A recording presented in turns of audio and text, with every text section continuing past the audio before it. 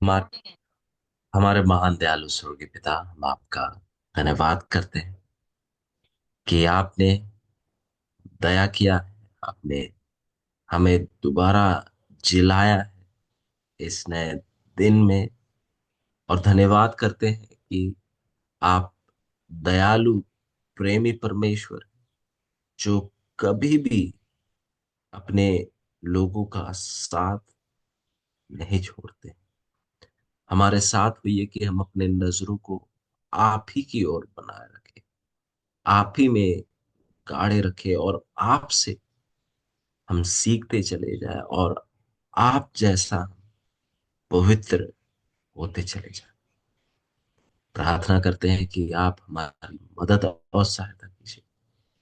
आप आज के पढ़ाई में अगुवाही कीजिए।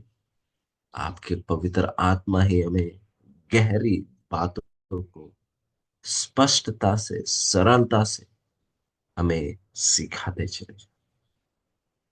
परमेश्वर, विशेषकर हम प्रार्थना करना चाहते हैं आपके दासों के लिए। आप उनके साथ रहिए, मदद और सहायता कीजिए उनकी। आप ही उन्हें सिखाइए और अपने काम में उन्हें बहुतायत से इस्तेमाल कीजिए कि उनके जरिए से कई लोग वचन की सच्चाई को, आपके सच्चाई को जान सके और उद्धार पाए। प्रार्थना करते हैं इंटरनेट कनेक्शन के लिए भी कि आप इंटरनेट कनेक्शन को संभाले रखिए, और आप ही हमारा हर एक चीज में बदलता सहायता कीजिए। हम धन्यवाद करते हैं क्योंकि आप हमारे साथ हैं और आप हमें सिखाने वाले हैं।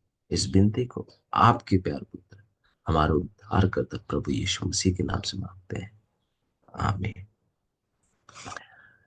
हम परमेश्वर का खासकर बहुत धन्यवाद करना चाहते हैं कि उन्होंने हमें एक और भोर का समय दिखाया है, एक और दिन हमारे जीवन में जोड़ा है। और ये परमेश्वर की दया है, परमेश्वर का प्रेम है हमारे लिए कि उन्होंने हमें एक और मौका दिया है कि हम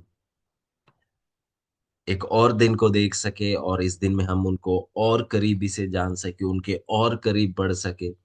तो आइए हम इस दिन में हम अपनी इच्छाओं को ना पूरी करें, पर हम परमेश्वर की इच्छाओं को पूरी करें। आइए हम इस दिन को उन्हें जानने में हम इस्तेमाल करें, क्योंकि सबसे सुंदर चीज तो यही होगा कि आज के दिन हम एक और कदम हम उनके करीब आ सके।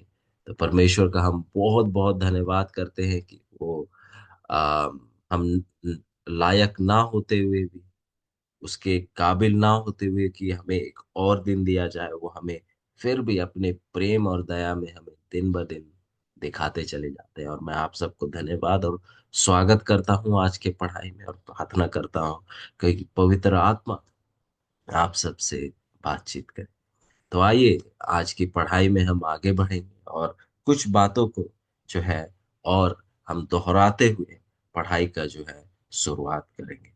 और मैं चाहूंगा कि आप मेरे साथ दानियल की पुस्तक में चलिए, दानियल 11 और हम 23 में जो है शुरुआती दौर से हम दोहराते हुए जो है आज की पढ़ाई में हम आगे बढ़ेंगे। यहाँ वचन इस प्रकार लिखता है कि क्योंकि वह उसके संग वाचा बांधने पर भी छल करेगा और थोड़ी ही लोगों को संग लिए हुए चढ़कर प्रबल होगा।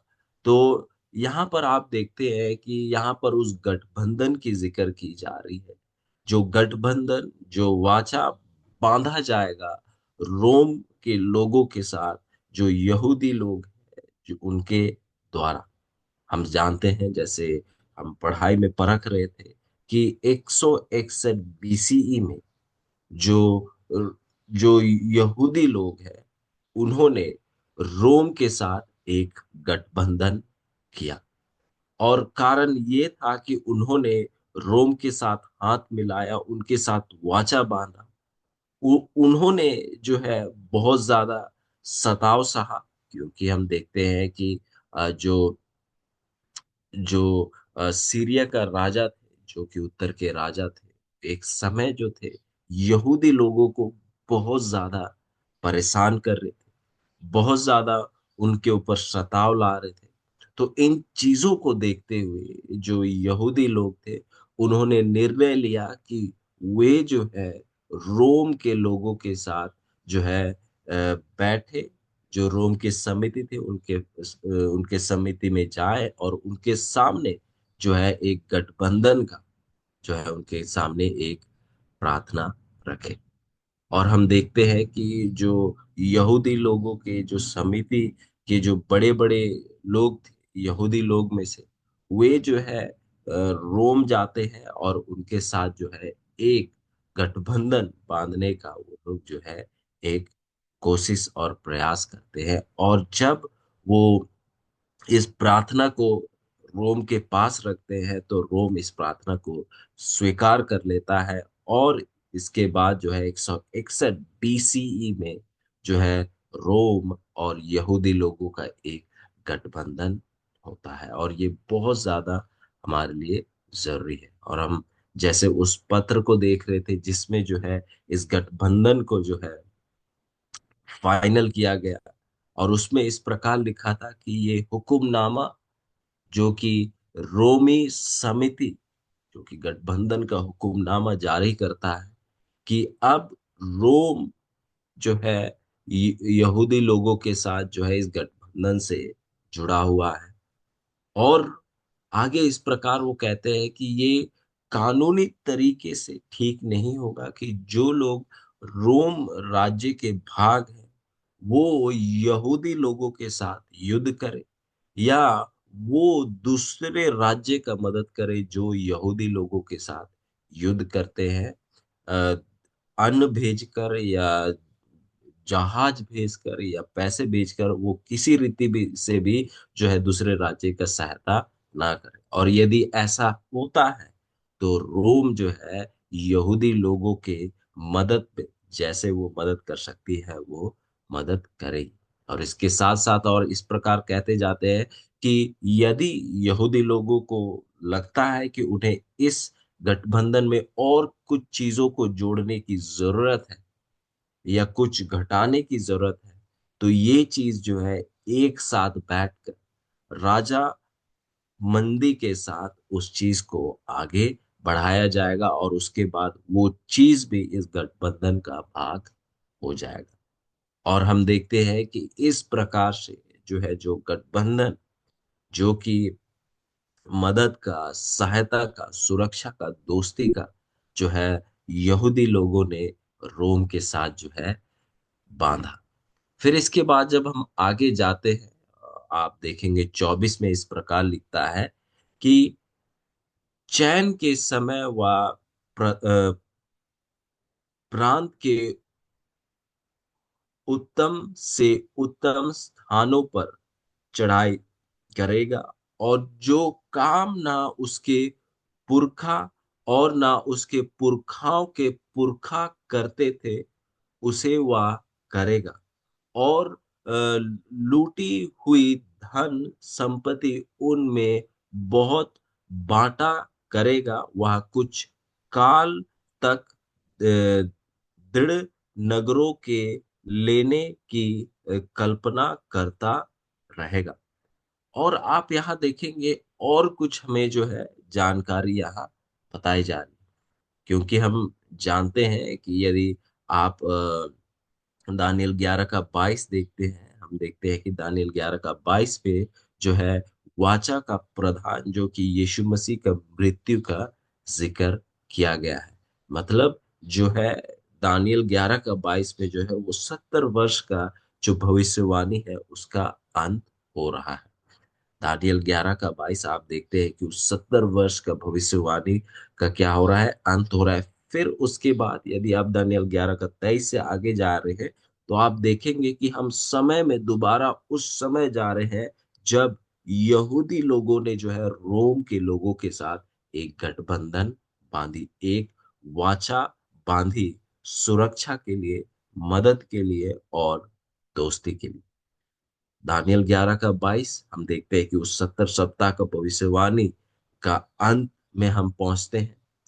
फिर आप 23 में यदि आप देखते हैं तो हम जो है समय में हम पीछे जा रहे हैं, जहां पर जो है यहूदी लोग जो है रोम के लोगों के साथ गठबंधन कर रहे हैं। और आप देखेंगे कि दानियल 11 का 23 से लेकर आगे यदि आप जाए तो आप यहाँ से बिल्कुल आगे जाएंगे। और ये जो है आगे आप यदि पढ़ते जाए तो कलीसिया का जो जीत होगा वहां आप पहुंचेंगे और परमेश्वर का राज्य स्थापित होगा, वहां पर जो है इसकी अंत होगी। तो इस चीज को भी गौर करना, इस चीज को भी ध्यान में रखना बहुत ज्यादा हमारे लिए जरूरी है। तो फिर यहाँ पर हमारे पास जो है दानियल 11 का 24 में और कुछ सच्चाई हमारे सामने पेश की जा रही है। वचन बताती है कि चैन के समय वह प्रांत के उत्तम से उत्तम स्थानों पर चढ़ाई करेगा। हम देखते हैं कि यहाँ वचन बताता है कि चैन के समय, ये जो है वो शांति के समय, वचन बताता है कि उत्तम से उत्तम स्थानों पर चढ़ाई करेगा। और जो काम ना उसके पुरखा और ना उसके पुरखाओं के पुरखा करते थे उसे वह करेगा। तो हम जो है इन बातों को जो है हम कुछ परखना चाहेंगे और कुछ देखना चाहेंगे। आप जैसे कि इतिहास से वाकिफ है, और इतिहास में अक्सर जो राज्य हुआ करते थे, यदि आप रोम के राज्य से पहले के जो भी राज्य को देखें, तो वो जब भी कोई उत्तम राज्यों पर या जो धनी राज्य थे उन पर जब वो कब्जा करना चाहते थे, उसे अपने राज्य का भाग बनाना चाहते थे, तो वो हमेशा युद्ध और जंग के साथ उसे क्या करते थे। जो राज्य थे रोम राज्य के पहले, आप देखेंगे यदि वो कोई राज्य को जीतना चाहते हैं या उसे अपने राज्य का भाग बनाना चाहते हैं, तो वो हमेशा जो है उसे युद्ध या जंग के साथ किया करते थे। पर आप देखते हैं कि जो रोम है उसने जो है इस तरीके के अलावा उसने जो है एक और दूसरा तरीका सोचा। और इसी कारण से वचन बताता है कि जो जो काम ना उसके पुरखा और ना उसके पुरखाओं के पुरखा करते थे उसे वह करेगा। आप देखते हैं कि जो रोम है उसने जो है बिल्कुल ऐसा तौर तरीका को आजमाया, ऐसा तौर तरीका को लाया जिससे जो है वो ऐसे उत्तम से उत्तम स्थानों पर भी वो चढ़ाई करने लगा, उन्हें भी अपने राज्य का भाग बनाने लगा। हम देखते हैं कि जिन जिन राज्य को वो जो है युद्ध से, जंग के द्वारा वो अपने राज्य का भाग नहीं बना पाता, नहीं जीत पाता, तो रोम, आप देखते हैं कि वो जो है उन राज्यों के साथ जो है ऐसे गठबंधन करते, वो इस प्रकार से जो है एक दोस्ती का हाथ बढ़ाते और इसके बदले में जो है रोम उनको सुरक्षा का वो वायदा देते। आप देखेंगे कि रोम ऐसे उत्तम से उत्तम स्थानों को, राज्य को, उनको जब वो चढ़ाई कर कर अपने राज्य का भाग नहीं बना सकते, तो वे जो है एक दोस्ती का हाथ, गठबंधन का हाथ वो बढ़ाते, जिस कारण से जो है आप देखते हैं कि वो उस राज्य के साथ जुड़ते और समय बीतने पर आप देखते हैं कि उसे जो है अपने राज्य का भाग बना लेते। उदाहरण के लिए आप देखेंगे कि जो यहूदी लोगों के साथ 161 बीसीई में, हम देखते हैं कि उन्होंने उनके साथ एक गठबंधन किया।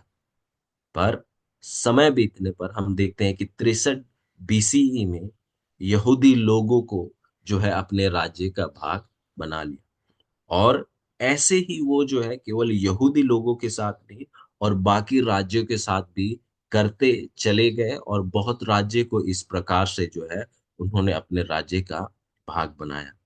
और अक्सर जो है क्योंकि कई राज्यों के बारे में आप देखेंगे कि उनके साथ जब वो गठबंधन बनाते, उनके साथ जब एक दोस्ती का हाथ बढ़ाते, तो उनको हर एक वो मदद सहायता जो है रोम किया करती थी। जो जरूरत थी। और जब उनके राजा की मृत्यु होती तो कई ऐसे राज्य थे जिन्होंने जो है अपना राजपद जो है रोम को सौंप दिया, जिसके कारण जो है रोम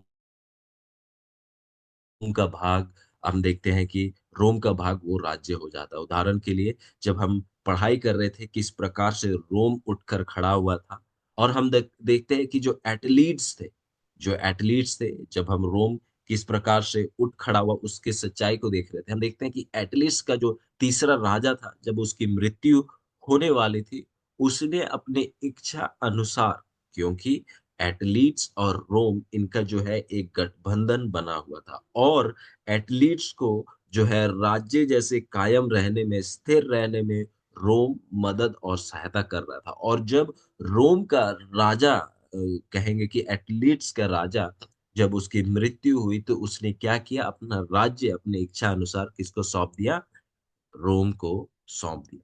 और ये जो तौर तरीका जो था, कभी कोई पुरखा या कोई पुरखाओं के पुरखाओं ने कभी ऐसा नहीं किया था। वो जो थे हमेशा जो है युद्ध के द्वारा जो है हमेशा वो राज्य को जो है वो हासिल क्या करते। वो जो है ये जाल के साथ, ये तौर, ये षड्यंत्र के साथ जो है ऐसे बहुत राज्य को जो है उन्होंने जो है अपने अपने हित में किया, अपने राज्य का भाग किया। इसके साथ हम 25 को देखेंगे। यहाँ 25 इस प्रकार बताता है कि तब वह दक्षिण देश के राजा के विरुद्ध बड़ी सेना लिए हुए अपने बल और हियाव को बढ़ाएगा, और दक्षिण देश का राजा अत्यंत बड़ी सामर्थी सेना लिए हुए युद्ध तो करेगा, परंतु ठहर ना सकेगा, क्योंकि लोग उसके विरुद्ध कल्पना करेंगे।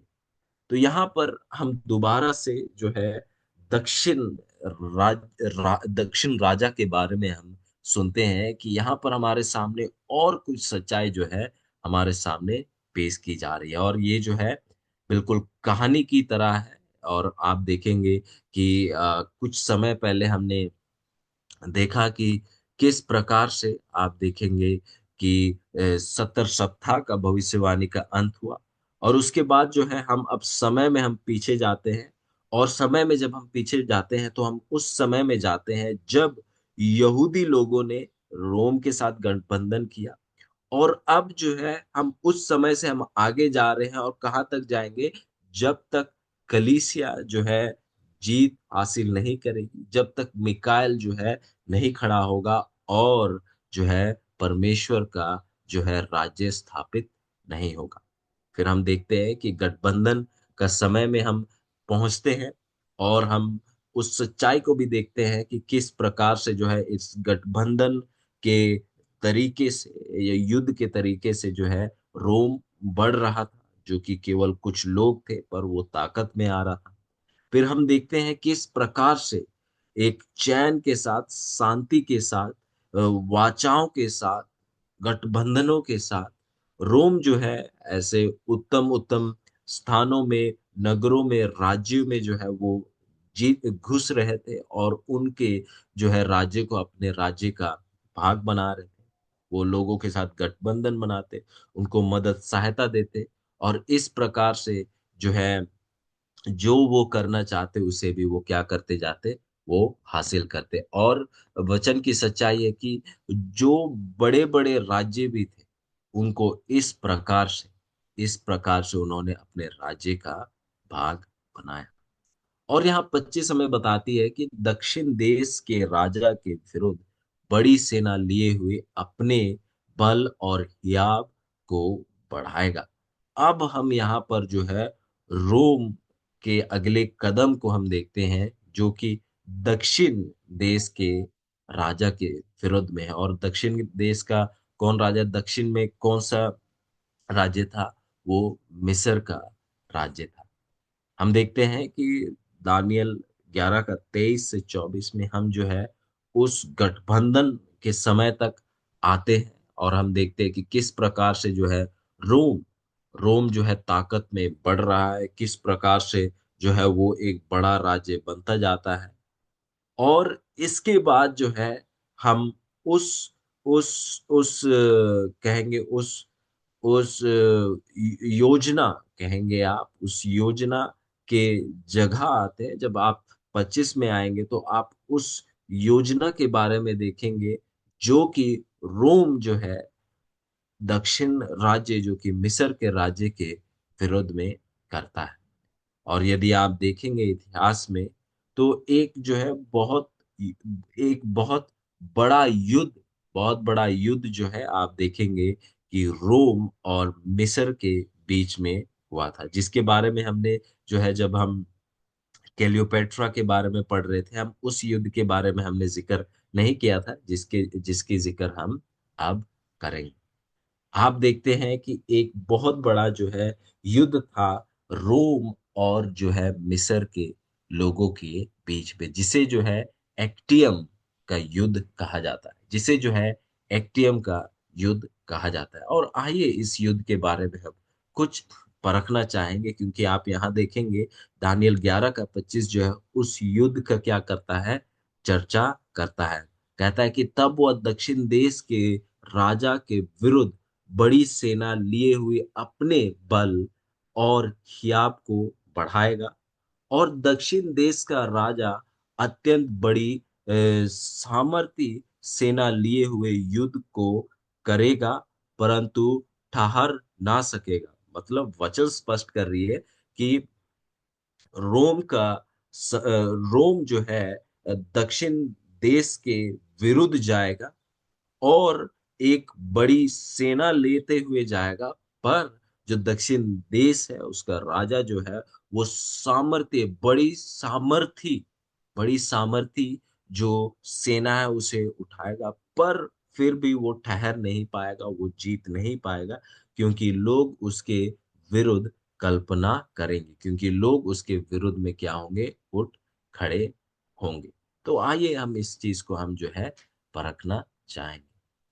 आपको याद होगा हमने जो है पिछले पढ़ाई के दौरान जो है हम उस त्रिएक जो त्रिएक जो आप कहेंगे जो गवर्नमेंट थी उसके बारे में हमने जिक्र किया था कि एक जो है, जब जूलियस कैसर की मृत्यु हुई तो त्रिएक सरकार जो है हम देखते हैं कि अगस्तुस कैसर ने जो है स्थापित किया।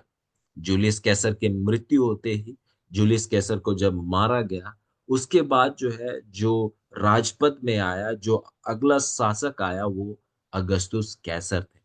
और कैसर ने त्रिएक सरकार बनाया, मतलब उनमें जो है तीन लोग थे, मार्क एंथनी, अगस्तुस कैसर और लेपिडस। उम्मीद करता हूं आपको याद है। ये जो त्रिएक सरकार थी जिसको चला रहे थे, उसमें जो है तीन व्यक्ति थे, मार्क एंथनी, अगस्तुस कैसर और लेपिडस। और आप देखते हैं कि ये जो मार्क एंथनी थे, वे जो है अगस्तुस कैसर की बहन, जो कि ऑक्टेविया थी, उनके साथ उनकी शादी हो जाती है। जो मार्क एंथनी है, वे जो है अगस्तुस कैसर की जो बहन ऑक्टेविया थी उससे शादी करते हैं। तो अब जो है आप देखेंगे कि अगस्तुस कैसर का जो जीजा है वो कौन है, मार्क एंथनी है। फिर इसके बाद जो है मार्क एंथनी को जो है मिस्र में एक जो है कार्य के लिए उसे भेजा गया। मार्क एंथनी को जो है मिस्र में जो है एक कार्य के लिए भेजा गया था, क्योंकि हम जानते हैं कि जो जो मिस्र है उसका देखभाल करने का जो जिम्मा जो है, जो कि क्लियोपेट्रा के पिताजी जो थे, उन्होंने जो है रोम को सौंपा हुआ था। तो इसी कारण से जो है जो मिस्र है उसमें जो है रोम के लोगों का आना जाना जो है लगा रहता था। पर हम देखते हैं क्योंकि क्लियोपेट्रा जो है उसने रोम के विरोध में क्या किया, उठ खड़ी हुई। तो कुछ समय बाद जो है मार्क एंथनी को जो है कुछ कार्य से जो है मिस्र में भेजा गया। और जब उसे भेजा गया तो मार्क एंथनी जो है, जो कैलियोपेट्रा है, उसके जाल में वो फंस जाते हैं, क्योंकि कैलियोपेट्रा जो है, जो कि रानी है, वो एक बहुत चतुर और चालाक थी। और मार्क एंथनी जो है, उसके जाल में फंस जाते हैं। और फिर आप देखते हैं कि एक तरफ से ये मार्क एंथनी जो है, उनका जो है एक गहरी तौर से जो है उनका जो लगाव जो है कैलियोपेट्रा के साथ हो जाता है। कैलियोपेट्रा जो है वो मिस्र की रानी है, वो अभी शासन कर रही है।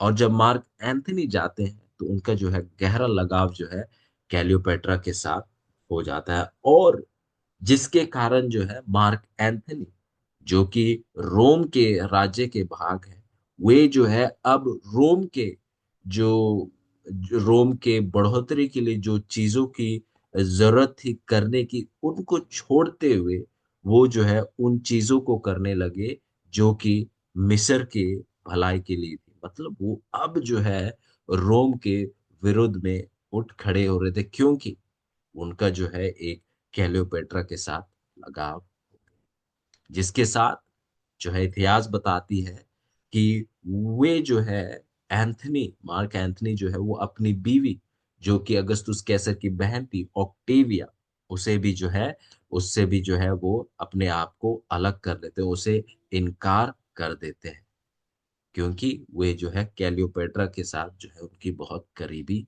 होते चली गई। और आप इसके बाद देखेंगे कि कैलियोपेट्रा को खुश करने के लिए, उसके दिल को जीतने के लिए जो है कई राज्यों को जो है मिस्र का भाग जो है करने में जो है मार्क एंथनी जो है कैलियोपेट्रा की मदद और सहायता करता है। और अक्सर जब भी जो है कोई युद्ध होता था और उस युद्ध में अगर जीत होती थी रोम के लोगों की, तो अक्सर जो है उसका जो है वो कहेंगे खुशी मनाने के लिए, उसके लिए जो वो जश्न मनाने के लिए हमेशा जो है वो एलेक्जेंड्रिया में क्या करते थे। पर अब जो है ऐसा नहीं होता है। पर वो जो है एलेक्जेंड्रिया में उस युद्ध का जश्न मनाने की जगह जो है वो आप देखेंगे कि मिस्र में करता है।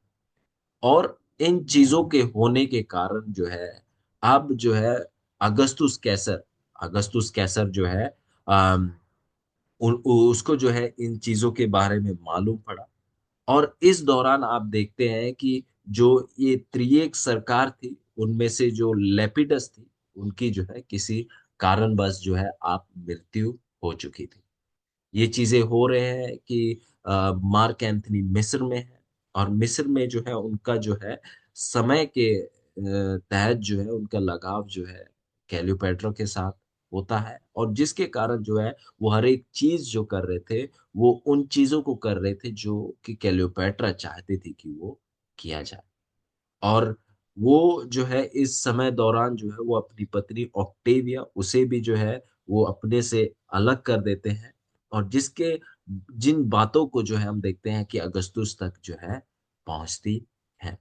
और अगस्तुस को जब ये मालूम हुआ तो उसके लिए जो है ये कठिन नहीं था कि वो जो है एंथनी, मार्क एंथनी के विरुद्ध में जो है वो जो है सेनाओं को क्या करे, लेके जाए।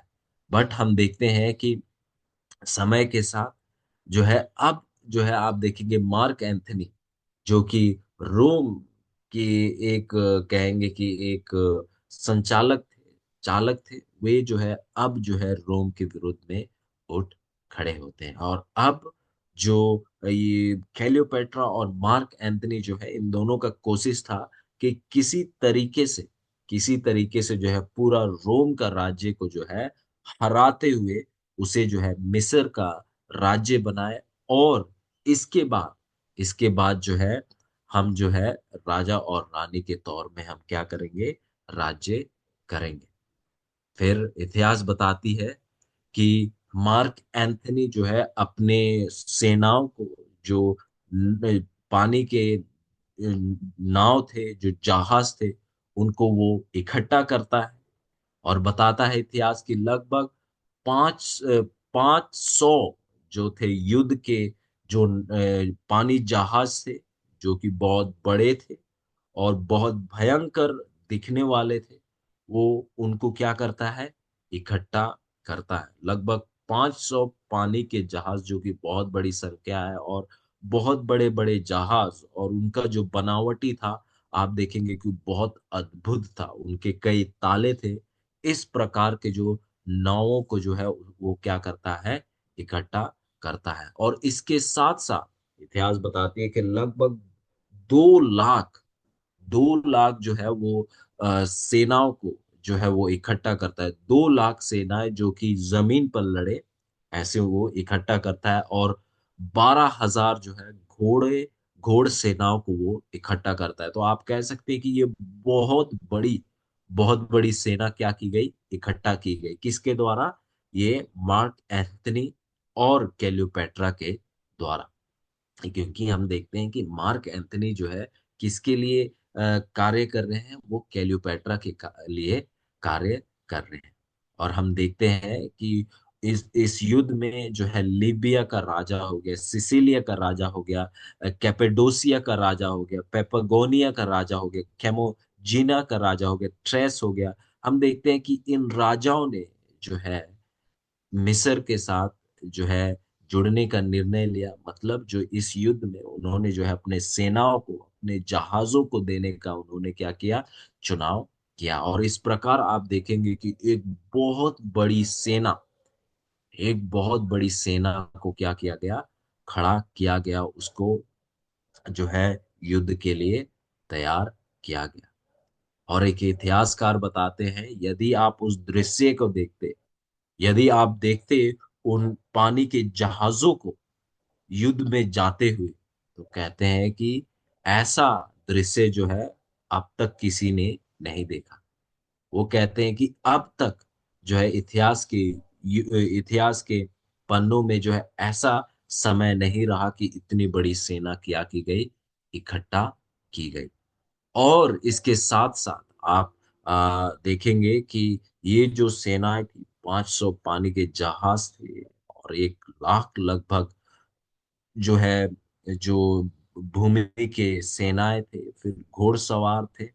इसके साथ साथ बताते हैं कि एक जहाज, पानी का जहाज था, जो कि सुंदरता में इतना अधिक ज्यादा था, और वो जो है इस प्रकार नजर आ रहा था जब वो पानी में जा रहा था, कि एक एक महल जो है पानी में तैर रहा हो। इतिहासकार इस शब्दों में उस नाव का जिक्र करते हैं कि एक ऐसा जहाज जिसका सुंदरता बहुत ज्यादा था, आप कल्पना भी नहीं कर सकते। और जब वो पानी में तैर रहा था तो ऐसा लग रहा था कि एक महल ही पानी में तैर कर जा रहा है। और ये किसका जहाज था? ये कैलियोपेट्रा का जहाज था। और जब वो जहाज आगे जाता तो ऐसा लगता कि वो जो है हवाओं को चीरता हुआ आगे बढ़ता जा रहा है। और इसके पीछे जो है जिसका और जहाज था, जो कि शायद थोड़ा उससे थोड़ा छोटा, बल पर जो सुंदरता में आप देखेंगे वो भी बिल्कुल ऐसा ही था। और हम देखते हैं कि इस प्रकार से जो है ये आगे बढ़ रहे थे। और इन सेनाओं को देखते हुए, इतने बड़े इतने सेनाओं को देखते हुए जो है आप देखते हैं कि अ, क्लियोपेट्रा जो है रोम को क्या करती है, युद्ध के लिए जो है वो ललकार देती है। फिर आप देखते हैं कि जो अगस्तुस कैसर है, अगस्तुस कैसर जो है वो जो है इतनी बड़ी जो है दिखावा के साथ नहीं जाते हैं, पर वो भी जो है काफी सेनाओं को जो है अपने साथ खड़ा कर लेते हैं। पर बताया जाता है कि उसके पास भी पानी के जहाज थे, पर जो है वो आधा था, लगभग 200 250 लगभग जो है उसके पास पानी के सेनाएं थे। और केवल जो है लगभग 80 80 हजार जो है केवल उसके पास जो है भूमि की सेनाएं थे। और पर जो अगस्तुस कैसर है, उसने जो है केवल केवल जो है साहसी और केवल अनुभवी सेनाओं का चुनाव किया। भले जो अगस्तुस कैसर है उसकी सेनाएं की संख्या कम थी, पर जो भी उसके सेना में थे वो सब चुने हुए सेनाएं थे, और साहसी थे, और अनुभवी थे। और यदि आप देखें मार्क एंथनी की सेना में देखें, तो भले संख्या बड़ी थी, पर बहुत ऐसे उसके सेना के भाग थे जिनका कोई अनुभव नहीं था। जो जहाज चला रहे थे वो जो है, वो उनको जो है उतना अनुभव नहीं था, पर क्योंकि उनको चाहिए थे, तो उन्होंने क्या किया, लोगों को जो है अपने सेना में भर्ती किया। पर वे जो है, उनका अनुभव जो है उसमें उतना अधिक नहीं रहा।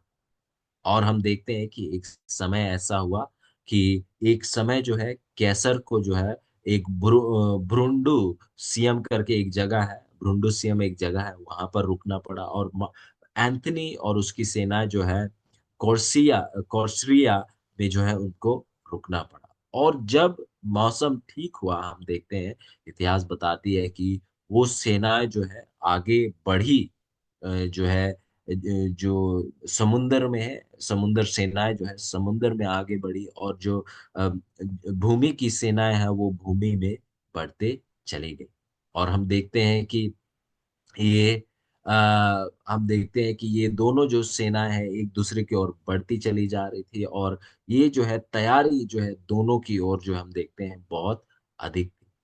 और हम देखते हैं कि जो मार्क एंथनी है उसके जो सेनापति थे, जो सबसे ज्यादा अनुभवी सेनापति थे, उन्होंने जो है एक जो है उन्हें एक कहेंगे एक सुझाव दिया।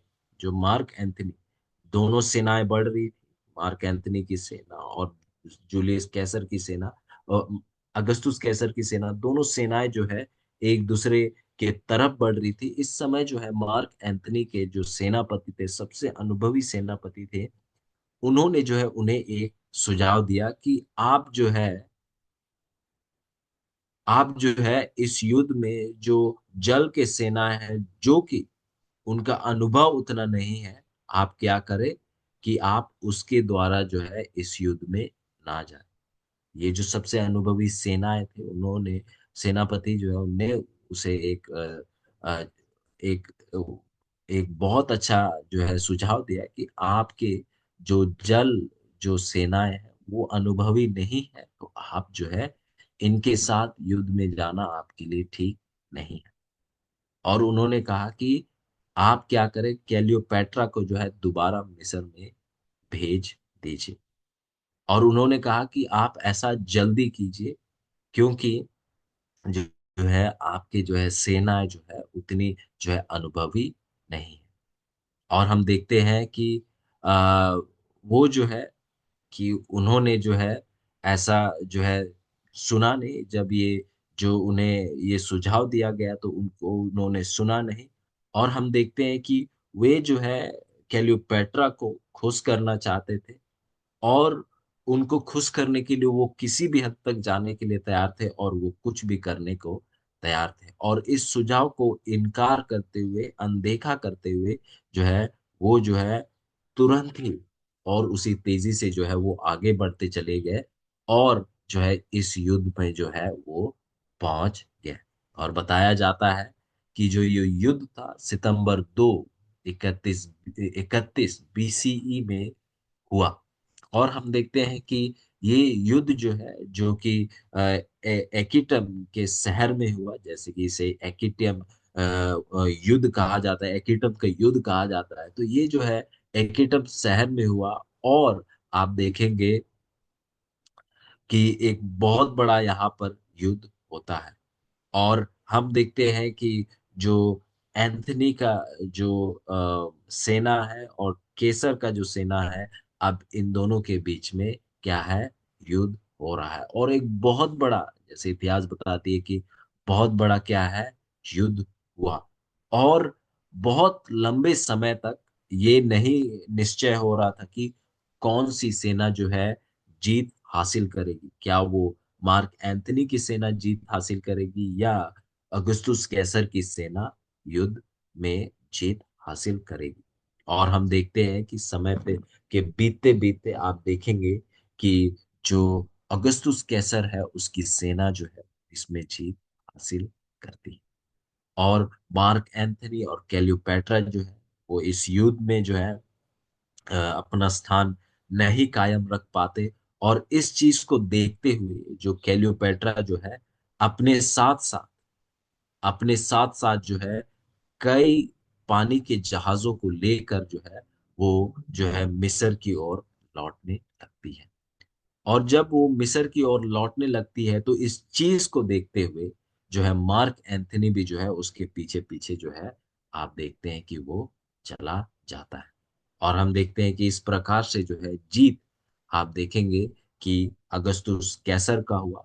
और बहुत से जो मिस्र के जो सेनाएं थे जब उन्होंने इस चीज को देखा कि जो क्लियोपेट्रा है और मार्क एंथनी जो है उन्होंने युद्ध का मैदान छोड़ा, तो इससे जो है उनका जो है जो मनोबल है वो भी टूटा। और वो जो है इस प्रकार से आप देखेंगे उनका हार जो है बिल्कुल निश्चय होता गया।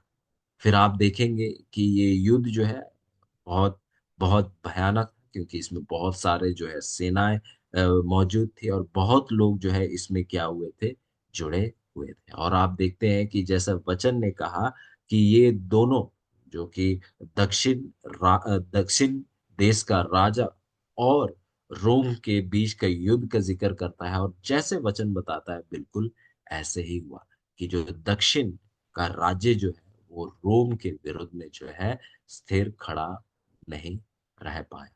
और बताया जाता है कि इस युद्ध के दौरान जो है आप देखेंगे कि इस युद्ध के बाद जब वो भागते हैं तो आप देखते हैं कहा जाता है कि मार्क एंथनी की भी मृत्यु हो जाती है। और आप देखते हैं क्लियोपैट्रा की भी जो है मृत्यु हो जाती है।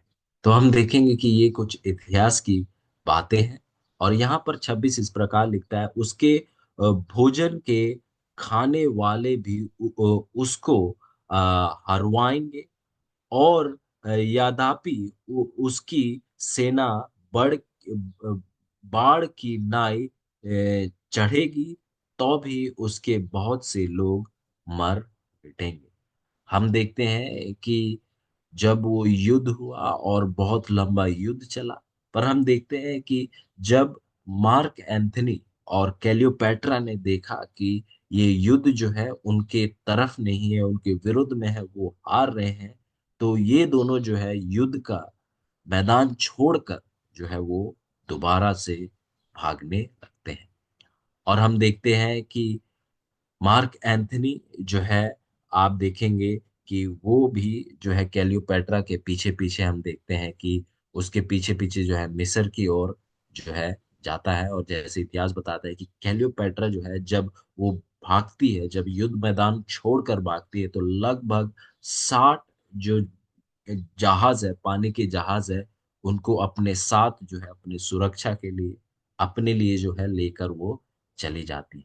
और हम देखते हैं कि जब इस चीज को जब देखते हैं कि जो भूमि की सेनाएं हैं, जब वो देखती है कि क्लियोपेट्रा जो है वो जंग का मैदान को छोड़कर भाग रही है, तो जो भूमि भूमि की सेनाएं हैं वो जो है बहुत ज्यादा जो है दुख में आ जाते हैं।